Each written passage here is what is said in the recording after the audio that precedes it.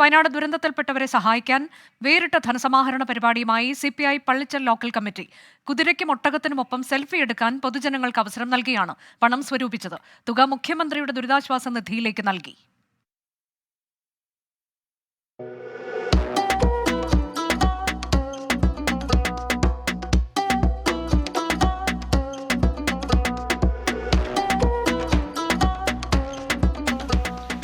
ഞായറാഴ്ച രാവിലെ ബാലരാമപുരം കൊടിനടയിലെ വീട്ടുമുറ്റങ്ങളിൽ അതിഥികളായി എത്തിയത് ഈ രണ്ട് വിശിഷ്ട വ്യക്തികൾ.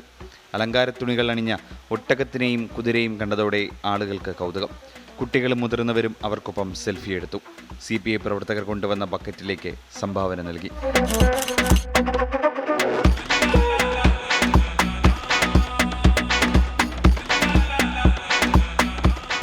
വയനാടിനായി പരമാവധി തുക സമാഹരിക്കുകയാണ് ലക്ഷ്യം.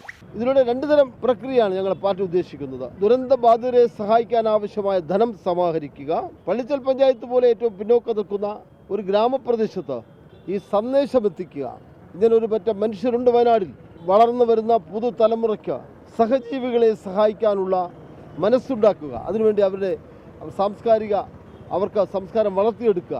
അങ്ങനെ സാമൂഹിക തിന്മകളിലേക്ക് സഞ്ചരിക്കാതെ സാമൂഹിക നന്മയിലൂടെ സഞ്ചരിക്കാൻ ആവശ്യമായ പ്രേരണ പുതുതലമുറയ്ക്ക് ഈ കൗതുക കാഴ്ചകളിലൂടെ ഉണ്ടാവുമെന്നാണ് ഞങ്ങൾ പ്രതീക്ഷിക്കുന്നത്.